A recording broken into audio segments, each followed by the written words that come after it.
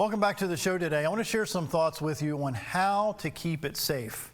I know this is it could mean a bunch of different things, but you'll see where I'm going here in a few minutes. Yogi Berra, there's a story about him that a guy named J.M. Boyce wrote some years back. He said there's a story involving Yogi Berra, the well-known baseball player for the New York Yankees, and Hank Aaron, who at the time was the chief power hitter for the Milwaukee Braves. He said the teams were playing in the World Series, and as usual, Yogi was keeping up his ceaseless chatter, intended to pep up his teammates on the other hand and distract the Milwaukee batters on the other. As Hank Aaron, came to the plate, Yogi tried to distract him by saying, "Henry, you're holding the bat wrong. You're supposed to hold it so you can read the trademark."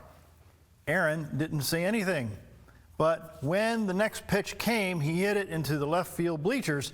After rounding the bases and tagged up at home plate, Aaron looked at Yogi Berra and said, "I didn't come here to read."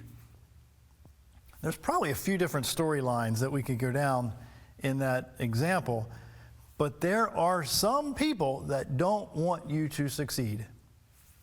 I know that might be shocking to some of us, but yeah, there's a few, not many, but there's a handful of people that don't want you to succeed. They want to distract you from doing the things that you know that it takes in order to get where you're trying to get to. C.S. Lewis writes in the book called The Weight of Glory, "If we let ourselves, listen, we shall always be waiting for some distraction or other to end before we can really get down to our work. The only people who achieve much are those who want knowledge so badly," he says, "that they seek it while the conditions are unfavorable. Favorable conditions never come." Now, again, let me just think about that a minute. Some of us wait for the perfect situation to come before we get started. We wait for the perfect opportunity or the perfect people or the perfect situation to happen. Everything, all the stars align and the planets align before we get started, instead of getting started before any of that happens. I know you've struggled with it, and I know for a fact I've struggled with it. That we wait for everything to go right before we take steps forward, when you know what? That's not really how it works. Joyce Meyer talked about that in her book, The Battlefield for the Mind, when our mind literally is the place where everything starts and stops. Literally. Because if you truly want to do the extraordinary, then in your own mind, you have to see it happening before it can ever happen. I mean, anybody who's built a building or had somebody build a building, it all starts with the blueprints. Even before that, it starts with the idea. It starts with a thought. And then it gets put on paper, which there's a lesson there too. You put it on paper, and then you're able to build it. When we built our house, my wife said she wanted this and this and this. The people put it on paper, on a blueprint. Then the builders were able to build what was on the blueprint.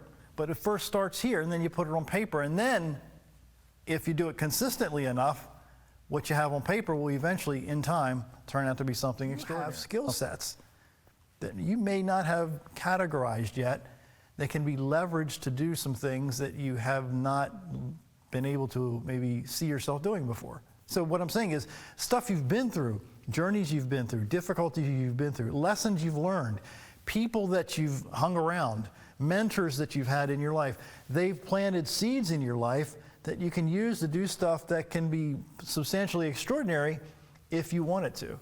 And you know what? In my world, those lessons are valuable. How many times haven't you lay dormant, D-O-R-M-A-N-T, dormant, things that you know that have worked in the past because maybe you don't think that they are applicable today, when in fact they're very applicable to today. You just got to change the form just a little bit or change the situation, but the principle is still exactly the same.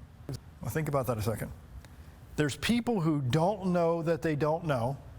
In fact, a lot of people in your life don't know that they don't know.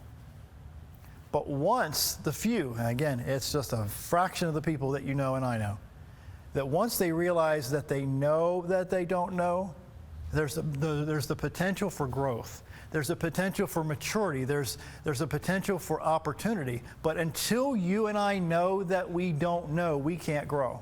Because when we think we have all the answers and we really have no answers, then we're only fooling ourselves. We can't move forward. Michael Hyatt, a great author, he was a publisher of a publishing firm for many, many years.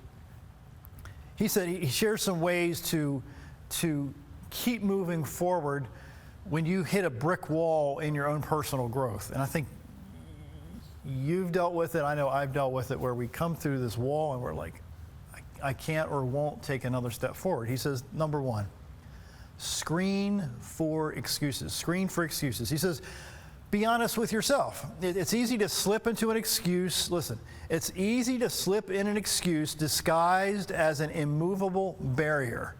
To be safe, assume all walls are excuses until proven otherwise. Like Neo of Matrix fame, sometimes your best answer will be, quote, there is no wall. Again, I say it a lot on the show, but there's a lot of people, the majority of people who've reached any level of success have to play, to this day, mind games with themselves. If not, they're going to fall into that same apathetic mode of thought where they don't want to get up out of bed and do the hard work and pay the price. He says, number two, question the walls. This is Michael Hyatt's words. Question the walls. You could try talking to them, I suppose, but that could lead to other problems. Think about the barriers themselves, he says. Are the walls that you've created yourself or allowed to be created in your silence? Are you missing the skill sets to get over the walls? Where can you get a reliable third-party perspective on the barriers you face? Don't rule this out. The walls may be telling you it's time to grow elsewhere. Think about it. He says in number three, he says, get creative. As Thomas Edison famously said, there's always another way. If you find a real barrier does exist, start by figuring out your goal. Let your imagination work backwards to see if other solutions present themselves. He says, number four, again, Michael Hyatt's words, take baby steps. If you find you can move forward where you are, don't hesitate to start small. Don't hesitate to start small, he says, but do start. As Michael Hyatt said, again, he's quoting his own words, motion leads to momentum. Again, motion leads to momentum. Maybe you can't do it all right the first time, but you can do something.